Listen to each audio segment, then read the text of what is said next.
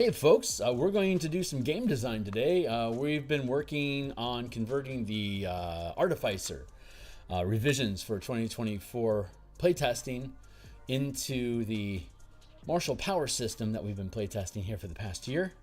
Give me a second here. I'm going to check on my signal to make sure we're live. It's going to take me just a few moments here for me to do social media postings and updates. Sounds like it's working. Give me a second here to flip on over. Normally there'd be like a countdown timer and some snazzy music. So hopefully the snazzy music I've got rolling around in the background and my yammering is going to be a sufficient sing-song for you. But if you're catching this in the future after we've been live, then you're welcome to skip ahead a minute and we'll get into the thick of it. But for anyone that's new to the channel and doesn't know, well, hey, my name is Phil Kearney. I create role-playing games. I illustrate them. I publish them online, and I create content for Dungeons & Dragons 5th edition. We're the Martial Power system that we're going to be working on today is a means of providing the same breadth of options and resource system that spellcasters have in 5th edition 2024. It's a callback to the Book of Nine Swords, or Martial Powers from 4th edition. The Book of Nine Sword from 3rd edition, Martial Powers from 4th edition. It's picking up the same, basically, breadth of exponential options that casters get, but built into the martial power, into the martial classes. So give me a second here. That's probably enough of an intro. So for anyone that's catching up here, like, subscribe, hit the bell icon for notifications of when we're live in the future. And here's a stack of books that we've created already, including the Color Mana Spell Point variant rules that we're using to build this Martial Power system. And today we're going to be working in the playtest doc, which is here. It's a Google Doc. It's a read-only document for you, but this is the document that we use to edit. It's got all 13 classes converted for 2024 using the Color Mana Spell Point variant rule system for Magic the Gathering that's already published on the DMsGuild. And right now, specifically, we're working on converting the Artificer. We had taken a brief look at it previously, and now that they came up with another revision for it a couple weeks ago, we've been updating the subclasses and the core chassis of it. Well, hey, Agile, what's going on, my guy? Stepping by to show you and the channel some love. Well, thanks, I appreciate that, my guy. Let's see, we're going to take this and drop down. I think it's around page 90 something of this document. Again, all of the subclasses that Wizards has ever published are in this document for all 13 classes. And the Forsaken classes are those that have only been in 2014, haven't been updated for 2024. I don't know if they're ever going to be or not, so I'm not going to include them in the book when we finish it.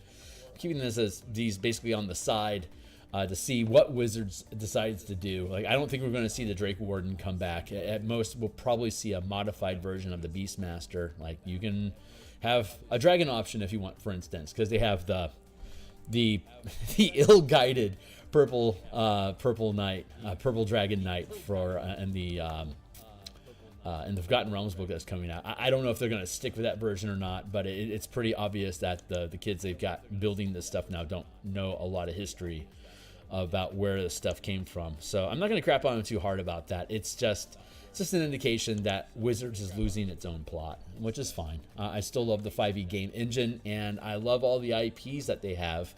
I'm not a particular big lorebrarian for Forgotten Realms specifically, but Planescape, Spelljammer. I love those campaign settings. Eberron is amazing. I love Eberron. We're building an adventure for Eberron. We've been doing the artwork for that on Mondays through Fridays in the morning, so you can check out those streams. As well as I'm a huge MTG enthusiast, so that's where this Color Mana system came from, to be able to use 5 colors instead of 8 schools of Magic to express narratively inside of your game a more literally visual Magic system. So hey, what's up? Love and respect, my guy. So we've rebuilt the chassis for the Artificer, built off of the version 2. All these, this probably isn't a good link for it, but at least gets you most of the way there. But yeah, this is the version 2 Google Doc that Wizards produced for the playtest. We converted away from the spell slot system into a mana system that for this, you can play an Artificer with long rest mana supply, which would be about 40, which would be 40 mana by the time you get the 20th level on a long rest. But we've been building out half casters and martial characters to use the half casting mana resource. On a short rest, you get 1 mana per level, and there's spell casting, and then there's martial powers. Martial powers is a way to expend mana for instantaneous and sustained buff effects and boosts and modifications of action economy that you're using. And so it works a lot like a monk.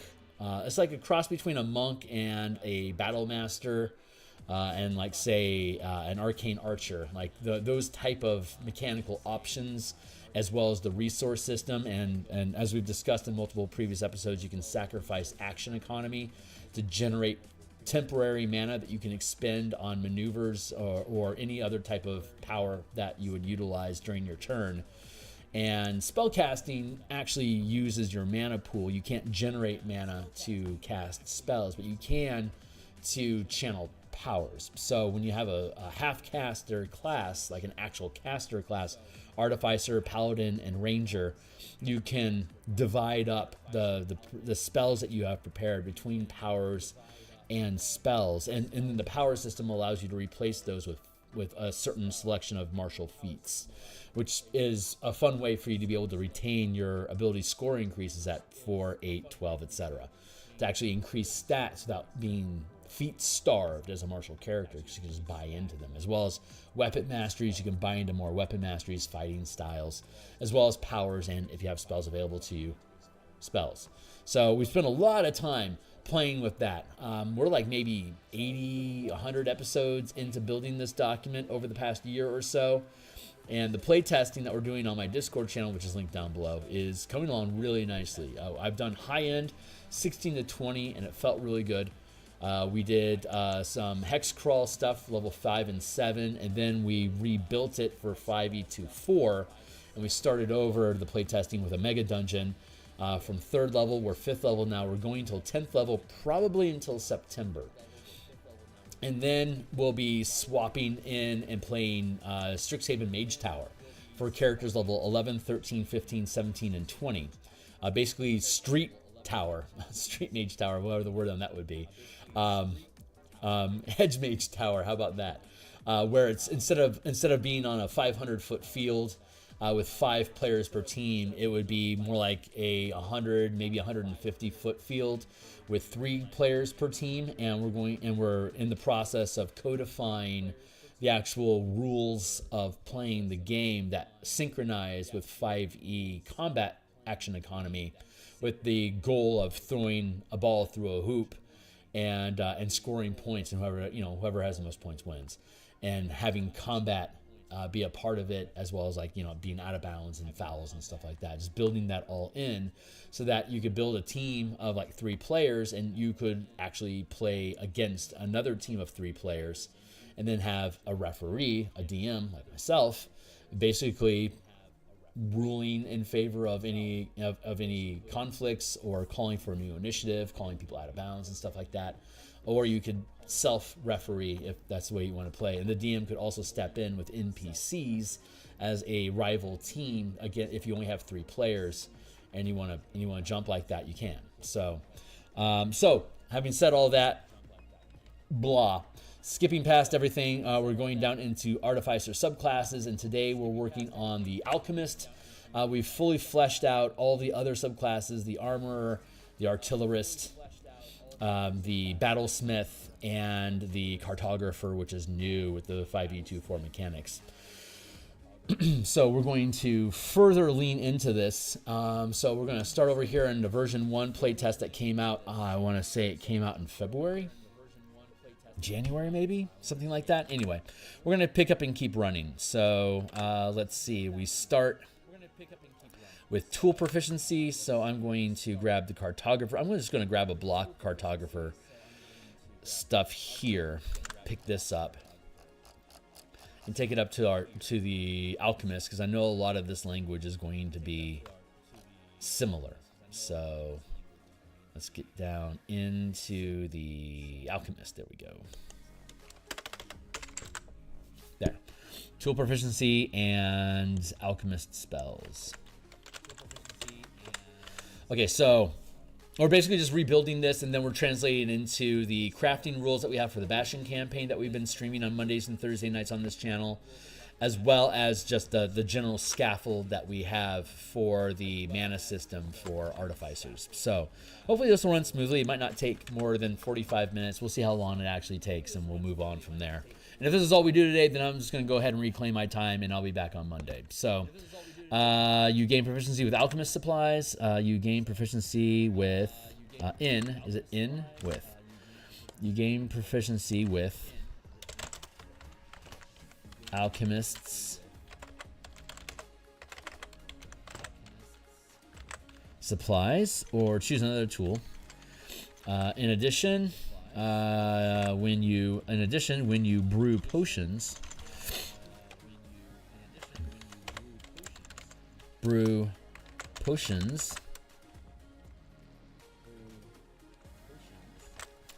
you brew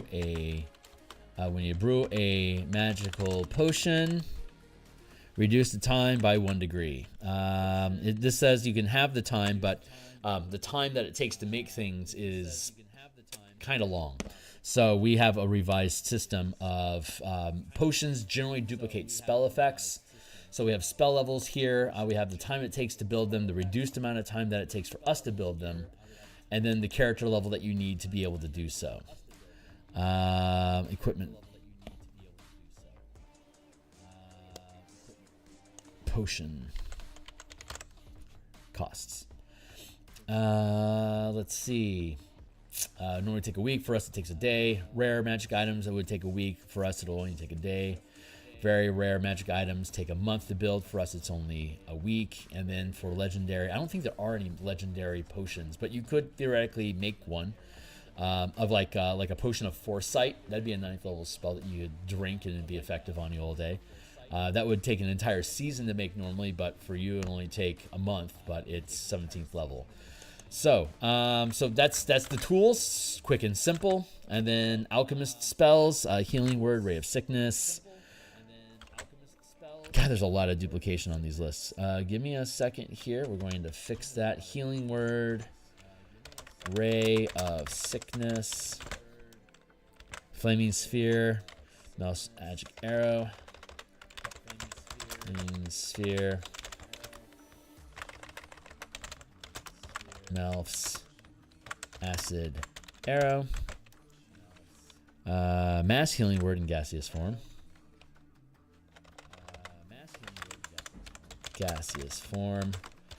mass healing word, death ward and vitrolic sphere, death ward and vitriolic sphere, and then cloud kill and raise dead. Cloud kill,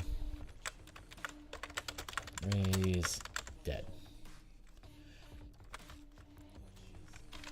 1, 2, 3. And then what else you got? Experimental elixir.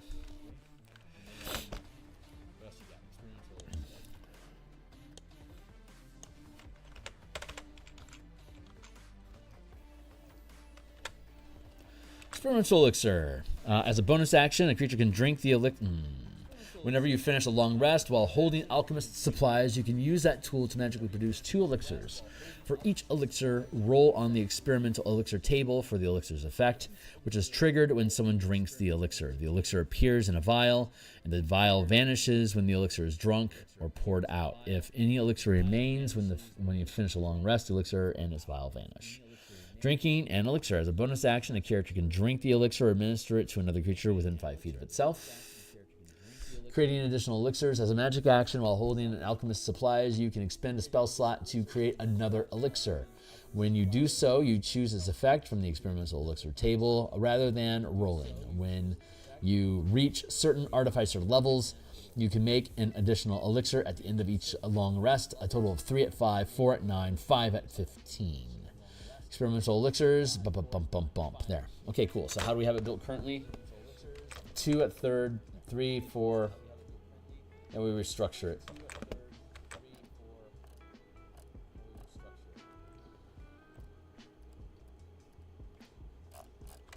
What's your chassis here? 4 levels. We pick this up at 3rd, and then 2 levels, then 4 levels, and then 6 levels.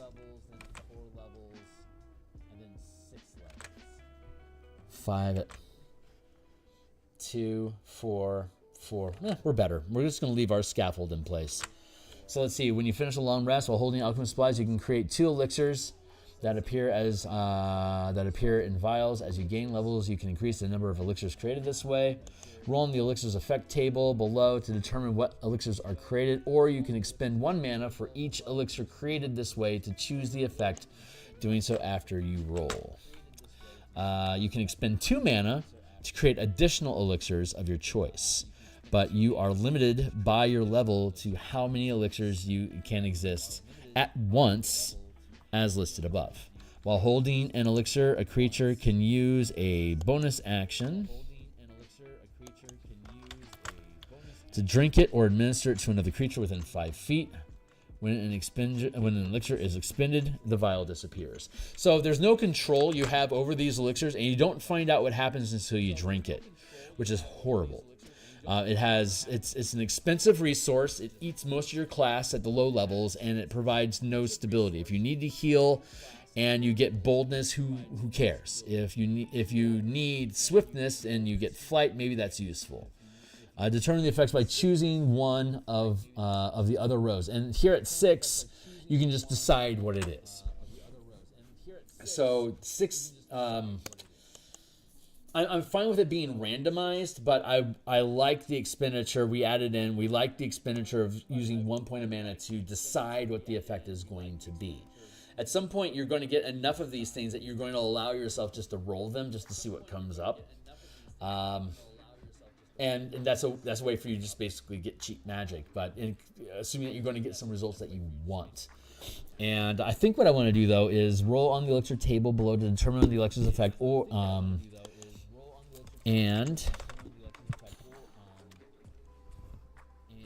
yeah, we're gonna make it or you can expend 1 mana for each elixir created this way to choose the effect. Or you can expend 1 mana for each elixir created this way to choose the effect, doing so after you roll.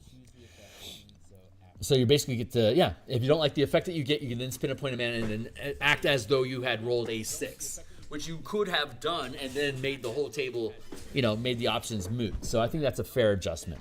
And then and typically with the mana system, when it says that you can expend a spell slot to do something again, that typically equates to 2 mana. Even though you're only 3rd level and you can only cast up to 1st level spells right now, your mana pool is different from a spell slot. But over the course of, you get 22, I think 21 or 22 spell slots over the course of a 20 level character as a half caster. So actually, let's take a look at that.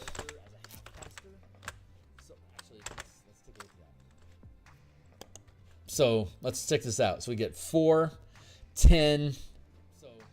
We have 4, 10, 13, 15. Okay, so over the course of our character, we get 15 spell slots.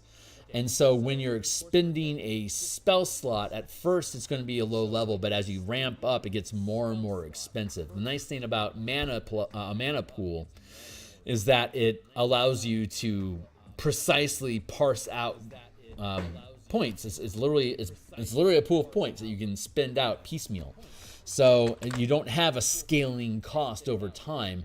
That's just the way that spell slots work, and they have no other way to break them up. Spin a spell slot, and the meta there is that as you go through more of them per day, they become more valuable. They are basically eating more and more valuable resources by spamming them more often. But I will argue that these potions will never be worth a 3rd, 4th, or 5th spell slot.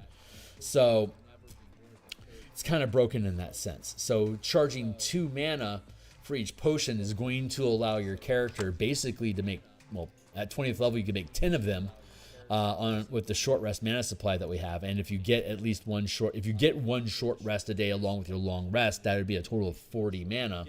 And check this out. You get 4 points, and then this is first, second, third, fourth, fifth level. So 5th level times 2, that's 10 points. And then this is 22. And then this is 31. And then this is 31, this is 37, and this is 41. So a 20th level half-caster has 15 spell slots, which gives you a total of 41 points of spell. So what we're doing is we're translating this into the 20-point short rest here. And if you get 1 short rest per day, which seems to be how 5e is vibing now.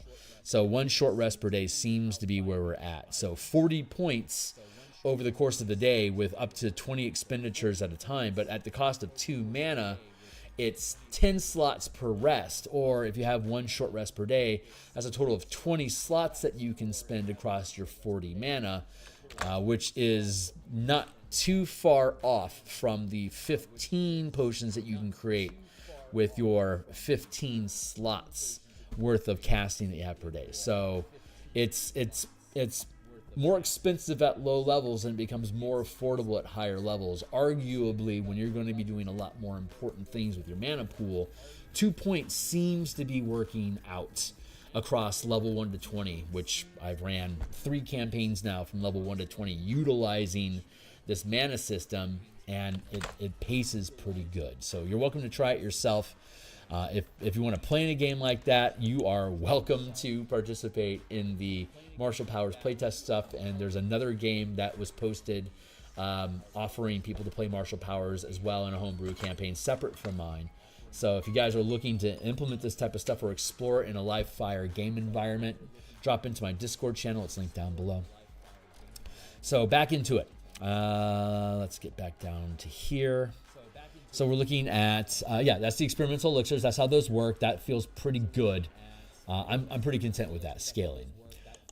So level 3 is, let's get back into it.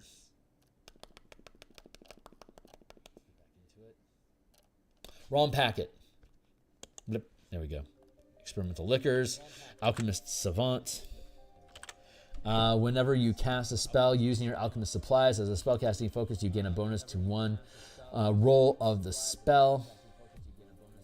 That roll must restore hit points or be a damage roll that deals acid, fire, necrotic, or poison damage. The bonus equals your intelligence modifier.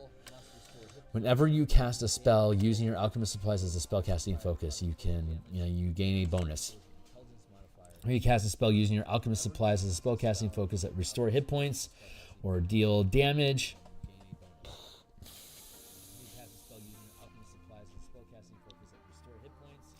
Add your intelligence modifier. Add your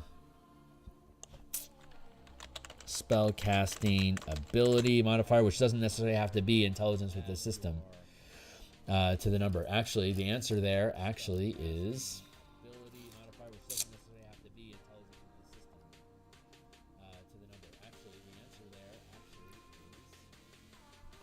Let's see.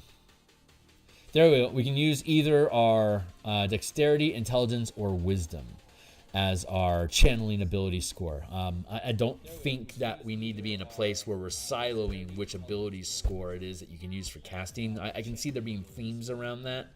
But if this system really leans into being able to make use of multi-classing. And so having options for what type of stat you want to use. Sure, dexterity and constitution are strong outliers, but I like the idea of being able to make use of, actually, yeah, because in general, dexterity, intelligence, wisdom are sort of mechanical based type stuff. At least that's how it feels to me. Dexterity and intelligence very much so, and then for a third, wisdom makes more sense than anything else to me, though I am certainly welcome to debate that topic with you if you want to drop in my Discord and raise ire towards that. I would encourage the debate. This is, we're all playtesting stuff here. So far, nothing's broken. If it doesn't break, it means it doesn't need fixing, right? Advanced elixirs. Oh, wait, that's Alchemist Savant. Jeebus. advanced elixirs. Oh wait, that's Alchemist Savant. Really? Elemental elixir, alchemist spells, tool,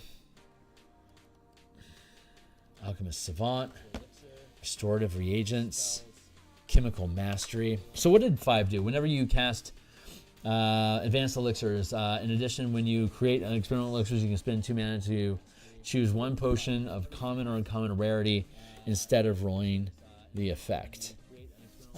Let's go check our list of magic items to see if that still feels right or not. So let's blip over to here. Let's go to D&D Beyond. And let's go to game rules and magic items. Now let's look up potions. Potions. And let's see. Let's show advanced options. And we'll go with source is going to be show advanced options, and we'll go with source is going to be, I want to say, is the right choice D&D free rules, or is the right choice? I want to say, is the right choice D&D free rules, or is the right choice? That's the right answer. DMG 24. God, what a clunky piece of shit. See, it has legacy. It has all those things automatically mixed in. I wish I could just preset. Just use 2024, but they've spent $500 million on a worthless virtual tabletop and spent nothing on improving this website. It's a shame. So let's sort these things by. Is there a rarity filter? No, there's not. So let's go. I guess we got to filter by rarity, which is going to be uncommon and common. So let's go. I guess we got to filter by rarity, which is going to be uncommon. Let's continue to filter. There we go. So how many potions do we actually get here on our list? Jesus Christ. Okay, there's 1, 2, 3, 4, 5, 6, 7, 8, 9, 10, 11, 12, 13. There's 13 spells total. What is oil? Let's just look at them all real quick. 1 vial of this oil can cover 1 medium creature. In fact, a freedom of movement spell. Alternatively, oil can be poured on the ground. Creates a grease spell. Filter of love. Next time you see a creature within 10 minutes after you're drinking this filter, you're charmed by that creature and have the charm condition for 1 hour. There you go. And then potion of animal friendship, level 3 version. Potion of climbing gives you a climb speed for 1 hour, and you have advantage on strength, athletics checks to climb. Separated, okay, fine, whatever. And comprehend languages. Fire breath. Bonus action, you can discharge 30 foot. Yeah, I like that. So it's not officially part of the system, but we're introducing and adding it because I think it makes a lot of sense. Advanced elixirs. In addition, when you create experimental elixirs, you can expend 2 mana to choose. Actually, let's see what 9th level looks like, because I might bump this to 9th. Since this is something we just made up because it made sense to add it. Maybe it would make sense for us to add in at 9th. You can incorporate restorative reagents into some of your work, granting the following benefits. Fortify. When a creature drinks an elixir, you create with the experimental elixir feature. The creature gains temporary hit points equal to the intelligence modifier. Restore. You can cast Lesser Restoration without expending a spell slot and without preparing the spell, provided you use alchemist supplies as spellcasting focus. You can do so a number of times equal to your intelligence modifier, and you regain all expended uses when you finish a long rest. Okay, I'll go with that. Restorative reagents, and we're going to go with advanced elixirs as well. Okay, I'll go with that. Restorative reagents, and we're going to go with advanced elixirs. Yeah, I think 9th level is fine there. You incorporate restorative agents and reagents into your elixirs. Let's see. In addition, let's see. When you create experimental elixirs, instead of expending 1 mana to choose what type of elixir you create, you can instead expend 2 mana to choose 1 potion of common or uncommon rarity listed in DMG. And then restorative agents, you incorporate restorative reagents into your elixirs. Fortify. Whenever a creature drinks one of the experimental elixirs,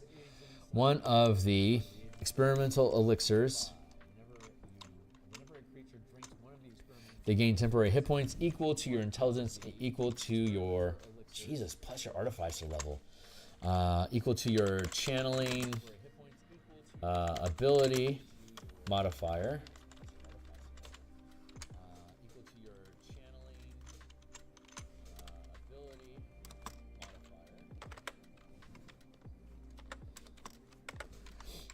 Drinks one of the when you create experimental elixirs, instead of expending 1 mana to choose what type it is, you can expend 2 mana to choose. Yeah, I'm okay with that. I'm okay with that stacking. And then restore. You can cast lesser restoration without preparing it as a number of times equal to your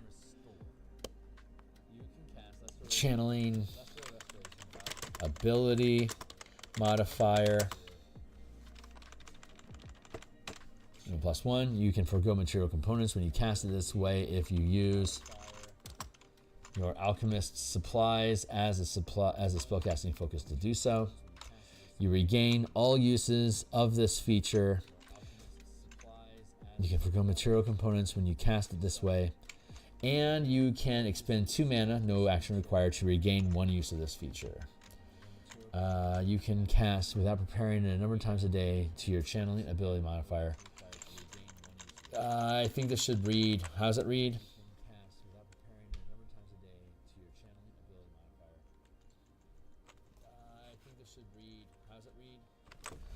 We should probably read it as while using your Alchemist supplies as a spellcasting focus,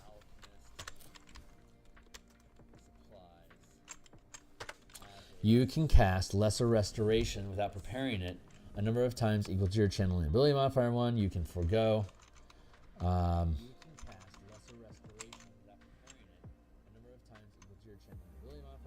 What are the material components? Yeah, fuck it. You know what? I think I'm happy with how it was written. I don't need to change it. It's good enough as written. I'm just being a bit picky. You can forego material components when you cast it this way if you use Alchemist supplies as the spellcasting focus to do so. You can forego material components when you cast it this way if you use Alchemist supplies. You can forego material components if using your Alchemist supplies as a spellcasting focus when you cast it this way, period. Shorter, better. You regain all uses of this. You regain all uses of this feature when you finish a long rest, and you can expend 2 mana, no action required, to regain 1 use of this feature. Okay, cool. And then 15. This might be a short day, guys. It is a short day. Let's see. Alchemical Eruption. When you cast an Artificer spell that deals acid, fire, necrotic, or poison damage to a target, you can also deal 2d8 force damage to that target. You can use this benefit only once on each of your turns.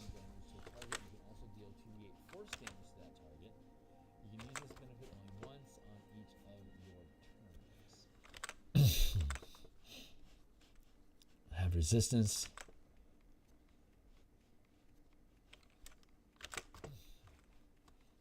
When you cast an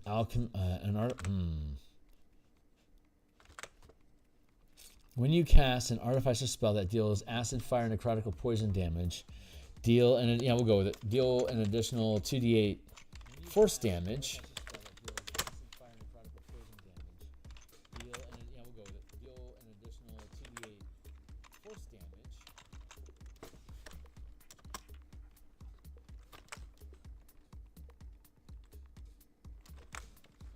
You cast an artificer that deals or poison damage to a target.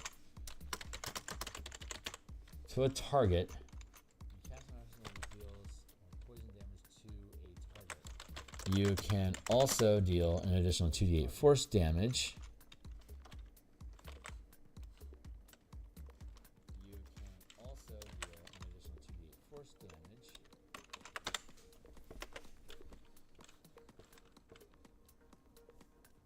When you cast an artificer spell that deals acid, fire, necrotic, or poison damage,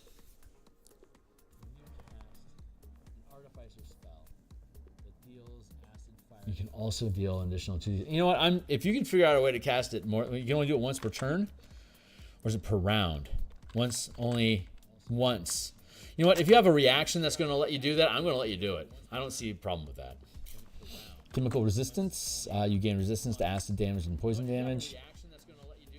Conjured Cauldron. You can cast Tasha's Bubbling Cauldron without expending the spell slot, without preparing the spell, and without material components provided. So what does Tasha's Bubbling Cauldron do again?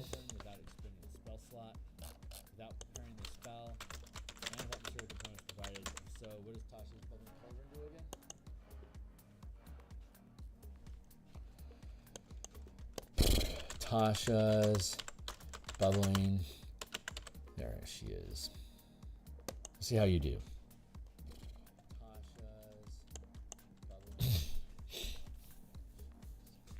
You conjure a claw-footed cauldron filled with bubbling liquid. The cauldron appears in an unoccupied space on the ground within 5 feet of you and lasts for the duration, 10 minutes.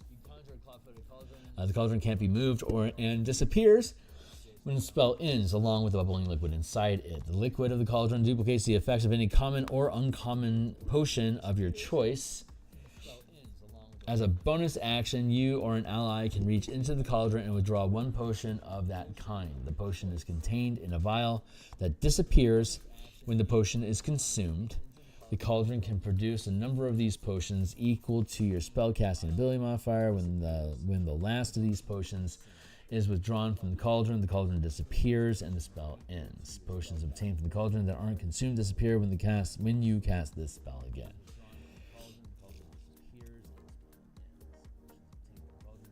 A vial that disappears in the potions. The potion is contained in a vial. The cauldron can place a number of potions equal to your spellcasting ability modifier. When the last of these potions is withdrawn from the cauldron disappears and the spell ends. And the potion is consumed. Chemical mastery. Let's go with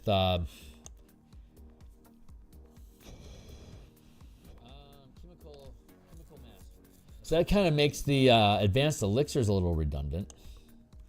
Noticing that. Well,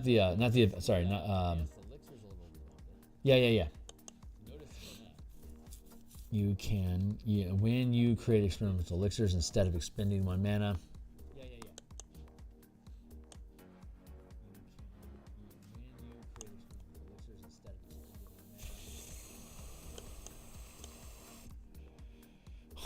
You could cast Tasha's Bubbling Cauldron, or we could do it like,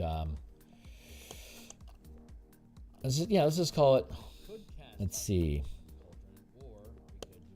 Let's do it like this instead.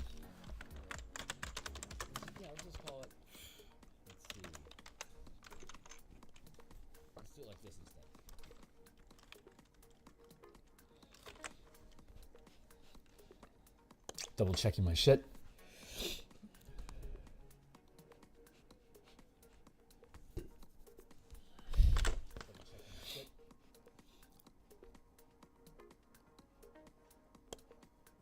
think this is just gonna. I just think this is gonna be healthier.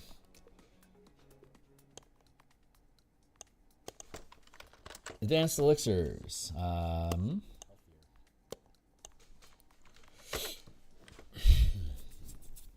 How many of these can we make Tasha's? Ability modifier.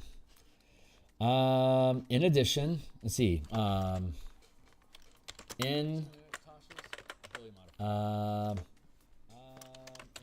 You can, in addition to your experimental elixirs, you can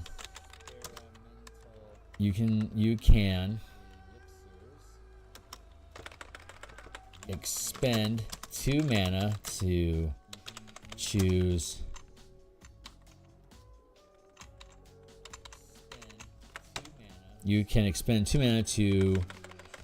brew. In addition to your experimental elixirs, you can use your Alchemist's supplies.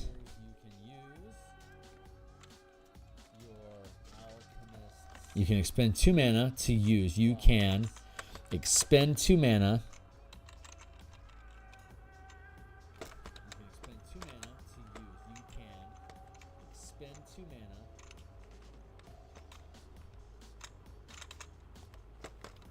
You can expend 2 mana to, while using your Alchemist's tools,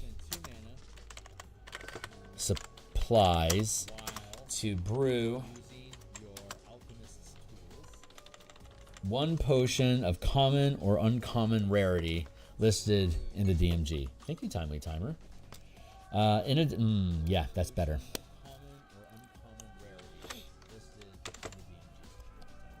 In addition to your experimental elixirs, you can expend 2 mana while using your Alchemist supplies.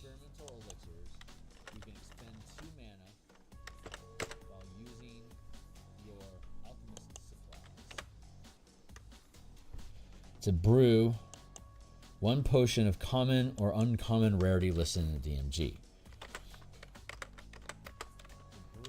You can create any number of potions this way up to your channeling ability modifier,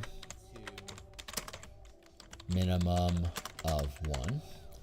You can create a number of potions this way up to your ability modifier, minimum of 1. If you create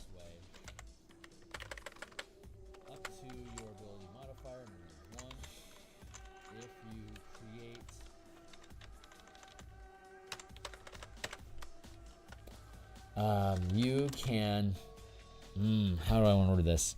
Yeah, you can brew a number of potions this way up to your channeling ability modifier. If you brew more potions,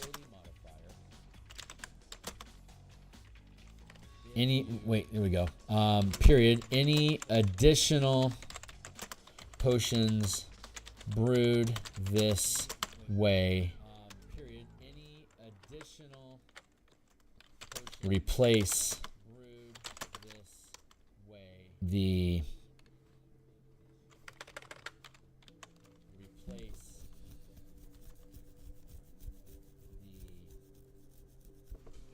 you can you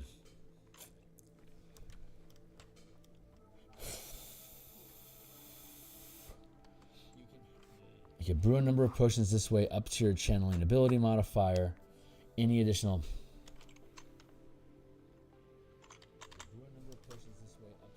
You can brew a number of potions this way up to your channeling ability modifier, minimum of 1. You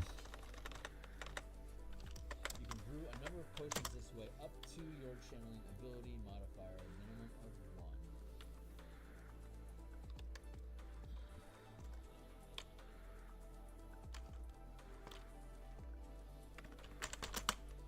any additional potions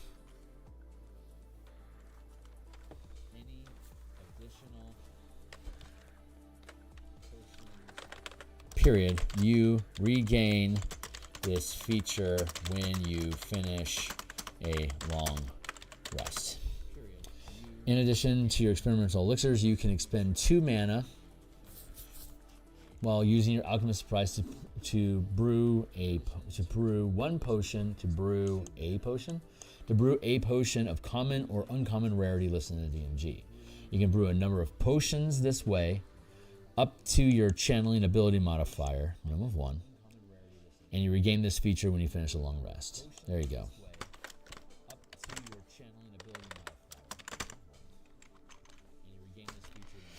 If you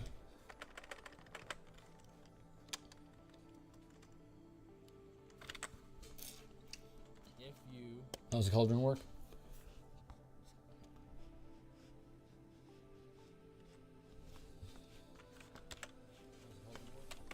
If any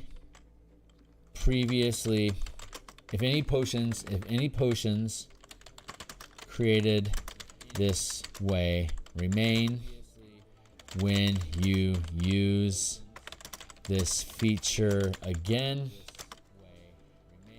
they disappear.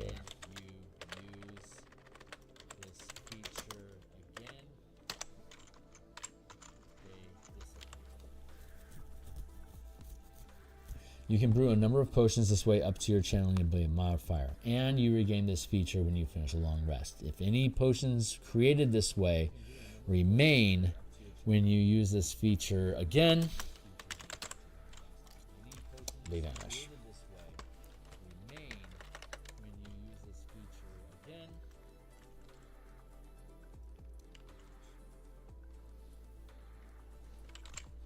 Any potions previously created this way remain when you use this feature again, they vanish. With the vial they are contained in, period. In addition, you can create a number of potions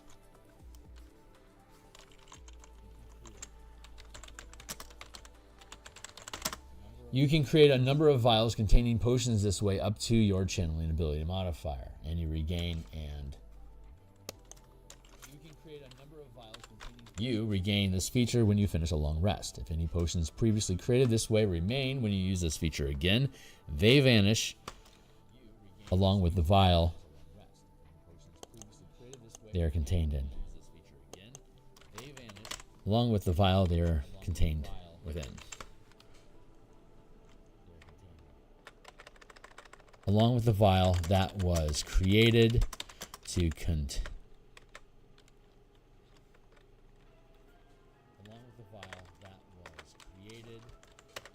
There, period.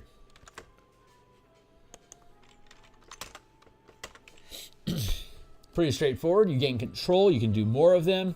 You get a limited supply of on-demand common and uncommon potions at level 15. Let's look at the rarity table. Tasha's Bubbling Cauldron. I have thoughts.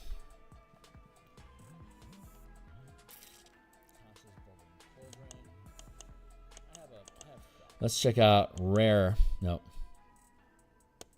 Let's get rare. Let's see what kind of stuff gets added there. Common, uncommon, rare, very rare, legendary. That's the point value that we're looking at. Rare would be 3 points. What's an elixir of health do for us? How many of these are there? There's a lot of them, arguably. Cures any disease affecting you and removes blah.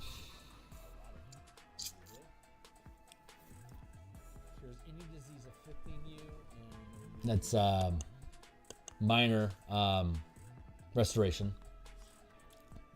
Oil of etherealness. No, I don't think I want to have these just be available on demand. Okay, yep. The way that we have it built is the proper way to build it. I am content. Not huge gains at low levels, but not bad.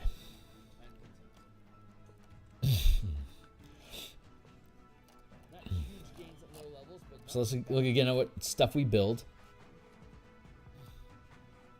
That's really good healing for 1 mana. That's not bad.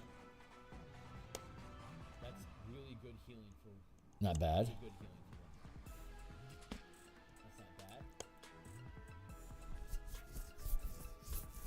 Tax and saving, that's blessed, basically. Flight. Yeah, I'm good with those. I'm really good with those. Okay, I'm going to call it. I'm pretty happy with that. It's been a 50-minute run here. We got the Artificer, Alchemist translated now. That completes our run on the Artificer. So the Artificer can stand as it is until we see the final published version of this, which will, I don't know, maybe later this year. Who knows? I'm pretty happy with this conversion, and it's open for playtesting. Yeah, I'll see you guys on the other side. That's it for today. Short and sweet. So if you think this stuff is fun, like, subscribe, bell icon for notifications. Again, this document is here for us to look at. Was there anything else I wanted to say? You know what? Actually, that's really funny.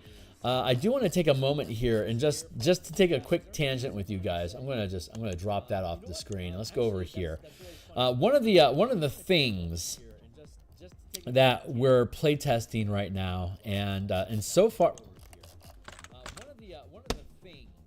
hold on. There we go. One of the things that I like about what we're playtesting in here is tactical options. And specifically, right now, what I'm talking about is targeting, saving throws, overlapping similar effects, visual effects and awareness, disrupting, dismissing, force movement. This is the mechanic that I want to talk about right now, because people talk about, I don't remember who I was looking at, but there's been some conversations on YouTube, as always, about different topics. And the topic of conversation that I stumbled into this week was, is D&D a tactical game? And I don't remember whose channel it was. I'm sorry. But the statement was that a tactical game has to have meaningful choices that your players can make that will affect outcomes in a meaningful way. And one of the things that opens up tactical options for Dungeons and Dragons, 3E, 4E, 5E, as well as basically any D20 game that's ran, a D20 style game that's ran on a grid.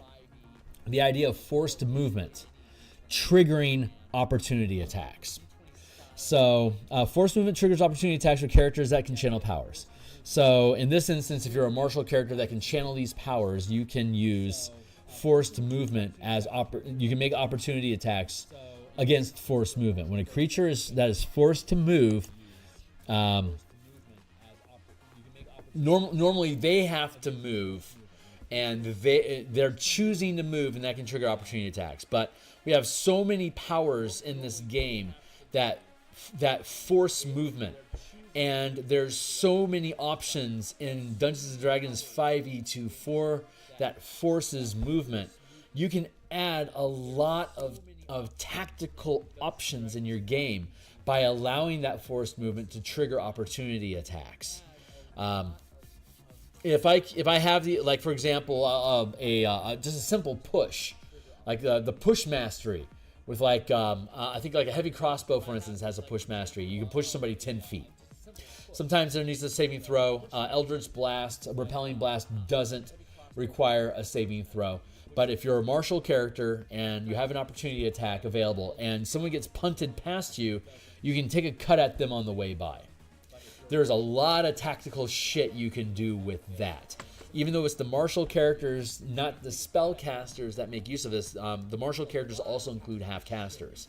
So like a full caster with telekinesis could launch a target away from you through a thicket of allies that could then all take turns using opportunity attacks to hit that target. It's still the same reaction that they normally would, but now you have more control over when you're utilizing that resource. You can do fun things like, I'm going to punt this guy 20 feet to you. You're going to make an opportunity attack to them that's going to use a push or a thundering strike or repelling blast if you're playing a martial warlock to punt that character in another direction. And now you can line them up with another ally who could also use an opportunity attack to punt that character into another direction again. So you could rack up multiple opportunity attacks by ping-ponging somebody across a board during your turn.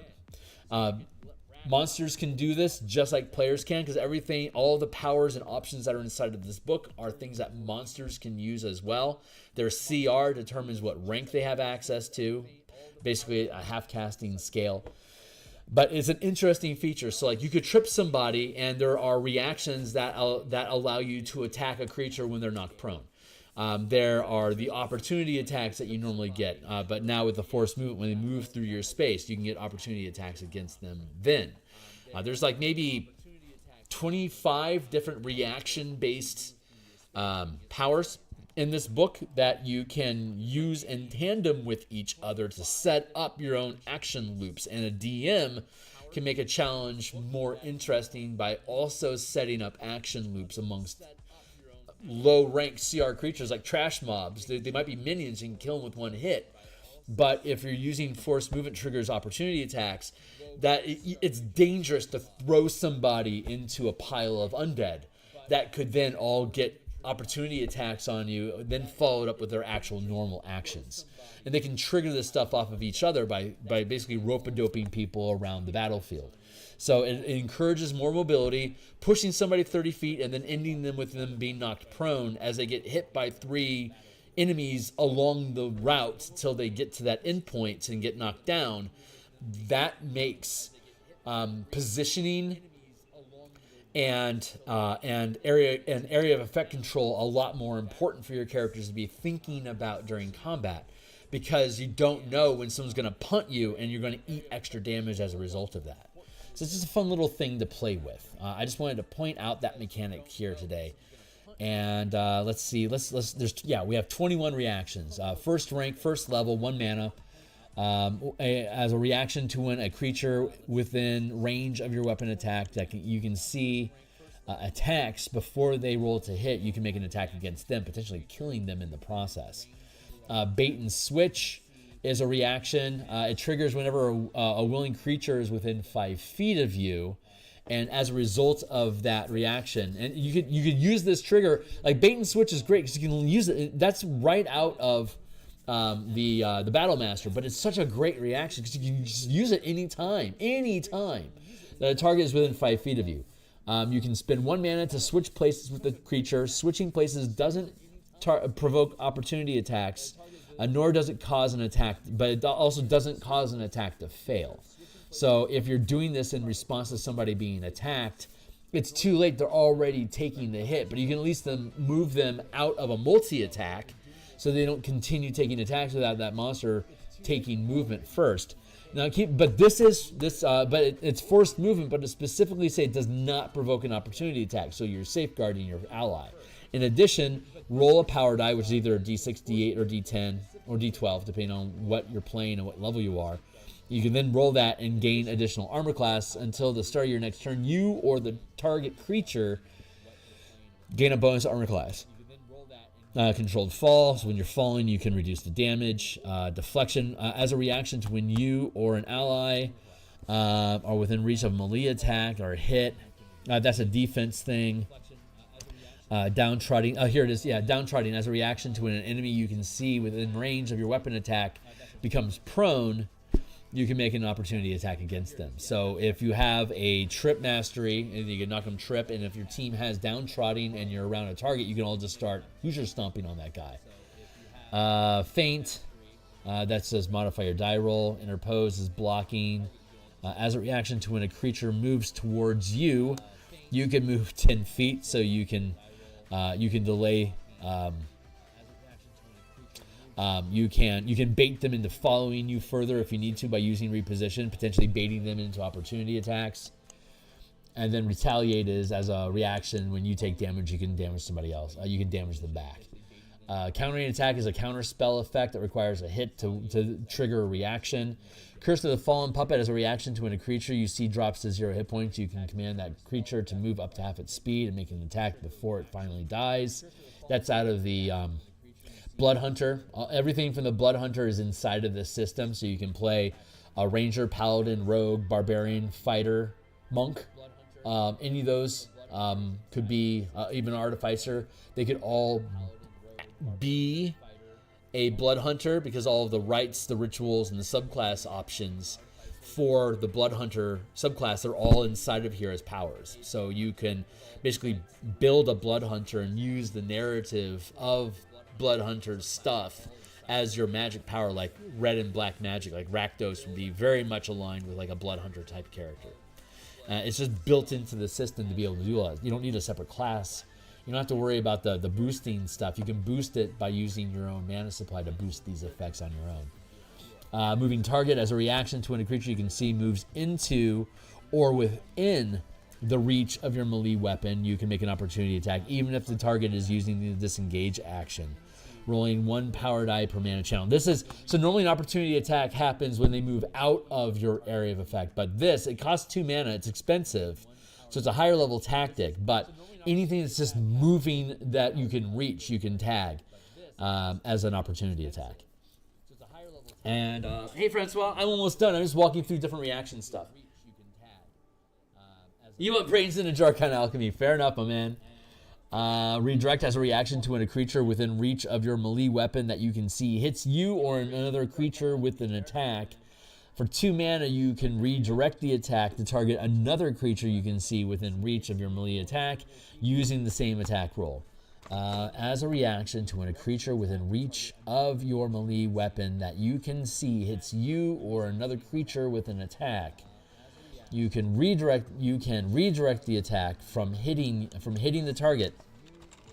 The attack from hitting the target intended target to instead target another creature you can see within reach of your melee attacks using the same attack roll. There you go.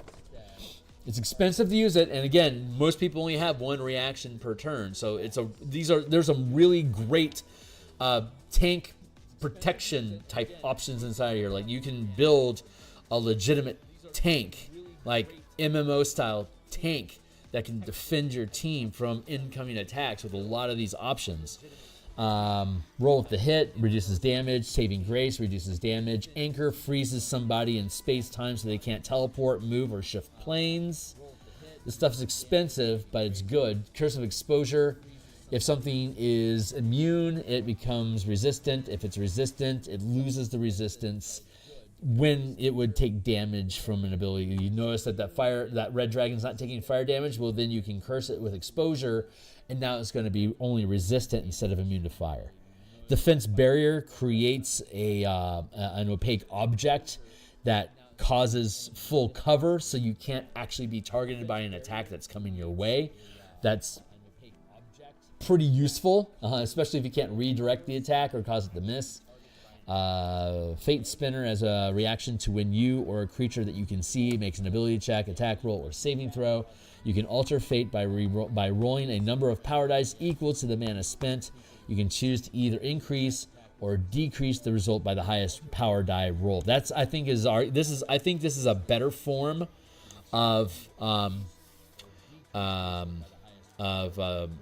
Silvery Barbs. Silvery Barbs is you roll with disadvantage. I'm going to keep your die roll and give it to somebody else for 1 mana. This is a 3 mana cost, and it basically lets you add or remove inspiration die from somebody's die roll. I think that's arguably a lot more balanced. I am not a fan of Silvery Barbs in general. I typically ban it from my game. If I were to allow it into my game, I would make it a 3rd level spell because of the arbitrary use of it and the ability to advantage one and disadvantage another, and to be able to combine those two together as you please. I honestly think it's worth 3 mana after looking at it for a while. And then 4th rank, Hexproof, which is you can ignore a spell effect if you're targeted by it.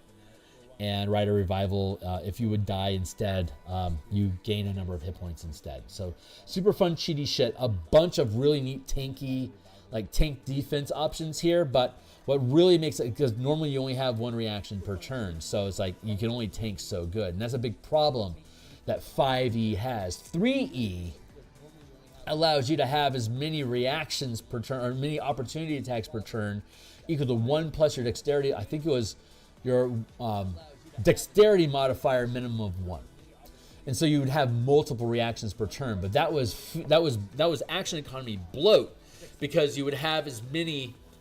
You could have like 4 attacks as a fighter, and then have like 5 reactions as a fighter as well. That is a ton of action economy that really messes around with the flow of game. So what we did to fix to fix that problem is we came up with Opportunist. And Opportunist, it's a 2nd rank sustained power, so it's like an aura that you put onto your character. It's a buff effect that costs you points of mana to activate, and it stays basically active until you're dispelled or you go unconscious, including when you sleep. And what Opportunist does is, while the power is sustained, during your turn, when you take the attack action, you can forgo 1 or more of these attacks to gain that number of additional reactions, limiting still to only 1 per turn, including your own, until the beginning of your next turn. In addition, when you take a reaction, you can forgo any number of these additional reactions to gain 1 point of temporary mana for each reaction sacrificed this way to use while channeling a reaction or a strike power. So if I wanted to make an opportunity attack, if I'm a fighter with 3 attacks, and I sacrifice all 3 of my attacks during my attack action, I now have my normal reaction and 3 more reactions. I have the same amount of action economy as I normally would, but now I'm acting more like a legendary monster than a character. Keeping in mind that legendary monsters can utilize this stuff too. So, but what that would allow my fighter to do is have basically 4 reactions per turn. So if somebody gets punted past me with forced movement, and we're using the forced movement opportunity attack mechanics, while that guy's flying past me, I can hit him with an opportunity attack, and if I connect, I can use a strike power. And so I'm using 1 reaction to hit that guy with an OA, and if I don't have anything else I see I'm going to do with my reactions this turn, I could burn all 3 remaining reactions to generate 3 points of free mana for me to then dump in 3 mana worth of smite into that creature as it flies by. So we're still using the same amount of action economy that we normally have during our turn, but you can rearrange it so it's being used differently during combat, and you can sacrifice it to generate mana to be able to create results that are arguably not that much more powerful than if your 15th level fighter just laid in with a good hit with a sword. Maybe the extra damage that you would deal with that point of mana, maybe it'll be more, maybe not, but it has kicker effects that are rewarding you for sacrificing your action economy to trigger these different things. And you're still limited to only 1 reaction per turn, but if you have Opportunist active, you now become this thicket of blades that, like, if you have 3 attacks, like an 11th level fighter that has 3 attacks plus a reaction, you now have 4 opportunities per turn to shut down action economy off of enemies that are trying to break your front line. You could reposition 4 times. Only 1 per character. But like if you're fighting like a horde of monsters that's trying to get past you to get to the backline squishies, like the warrior or like the wizard and the cleric or whatever, you could use interpose to block attacks. You could use retaliate. Well, retaliate wouldn't defend them, but like you could use deflection to knock attacks away from your back line. You could use bait and switch to change the position of your allies and boost their armor class. At higher levels, you could redirect attacks. So if they get hit, you can have the attack hit one of your enemy's allies. You can counter spell effects with countering attack. So this allows you to, you can anchor multiple targets. I mean, it'd be expensive as hell to do it, but you can just lock creatures in space-time for their turn. I mean, it's expensive to do it, but you could just freeze frame somebody, and if you have 4 reactions, you can do that 4 times in a turn and completely flip the tide of battle during that turn. It's like all these different things, like Curse of Exposure. You can just really lay into disabling a dragon, so that your best damage types is something that that creature is now vulnerable to. You're expending resources to get access to the ability to do these things. So there's a lot of ways that you can like hard tank, like actual MMO style hard tank enemies, and there's collision issues. So like if you're holding the line and you're shutting down people's action economy so that they can't move, they're going to start stumbling and stacking up on each other, and they can't get past you. So because they can't move through your difficult terrain. So if you're like in a 10-foot wide passage, you're blocking one of the 5-foot steps, and the other 5-foot step becomes a danger zone. So if they're trying to move past you, that 11th level fighter would have 4 reactions to shut down and block action economy and movement of any creature that tries to get through. You could just simply use a Thundering Strike that as they move through your area, you just punt them and you push them back 10 feet. So a lot of really fun options there that people can take advantage of. I just wanted to since I had a few moments of time, I just wanted to point that out as a means of creating interesting tactical decisions inside your 5e game that are actual tactical decisions, because a lot of tactics is built around rearranging positions and lining allies up to be able to get hits in on enemies. And this stacking reactions and force movement causing opportunity attacks are 2 very simple house rules that we're implementing in the system that gives martial characters far more mechanical complexity to actually be able to synergize with each other and to become really a utilitarian part of any spellcasting options. So you can line these things up and combine them together so that your team can actually have strategies during a combat turn. Instead of isolating yourself inside of your own turn, you can have a bunch of opportunists looking for ways to be able to punt things around the battlefield, or how to be able to cover and protect each other from danger while they're attacking foes. And our team just got to 5th level in the playtest, which is when Opportunist becomes available. So I'm hoping over the next 2 months that our team leans into utilizing Opportunist to start creating these combination functions, because if you want your combat to only take 3 rounds of combat, if you want your combat to only last 3 rounds as recommended, setting up ways for them to use their action economy and spend their resources to burn down those enemies faster is a lot more rewarding if they're creating these tactics and strategies to synergize together to make use of all their action economy efficiently. And at the same time, the DM can use these same tactics with squads of monsters that, like, soldier monsters now become really dangerous because they're going to be thinking this way. Maybe a beast won't naturally think this way, but it might have a downtrodden effect. So like it tail slaps and knocks you down, and as you get tripped and fall, it takes a bite because you're now prone in front of it. It's going to start chewing on you. Like, it's a very, very simple tactic, but it's so natural for a beast or monstrosity to lean into that sort of effect. It just makes sense. Like an Illithid warrior that uses Anchor as like a psionic ability that literally just locks you in space. They could fling you, and as you're mid-air, they could lock you in place and hold you there so that you can't effectively attack or swing. It's like basically locking somebody inside of levitation. Sort of the same effect. So a lot of fun stuff there. A lot of ways to be able to abuse action economy. And again, this entire document is available for people to read through. It's linked right here. So if these ideas are neat to you, you are welcome to play around. It's read only. It'll eventually be on the DMsGuild. You'll have a free preview to look at it, just like all the other books that I have in my, like, all these books I've created. They're all 100% free preview. You can read them. People buy my books because they want me to make more of them, not so that they can get access to it. This is the same way. That's why I make it available for you guys to look at right now, because it is playtesting content.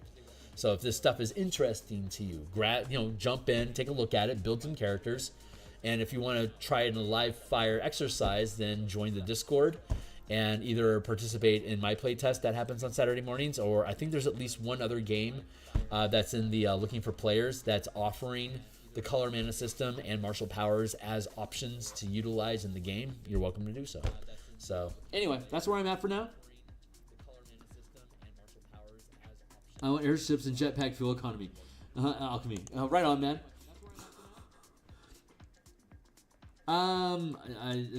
Clockwork. I don't know. I don't know what Clockwork Defender is. These are just things that we can do. So, yeah, that's it. That's it for now, guys. I'm going to bounce out of here. I will be back tomorrow morning.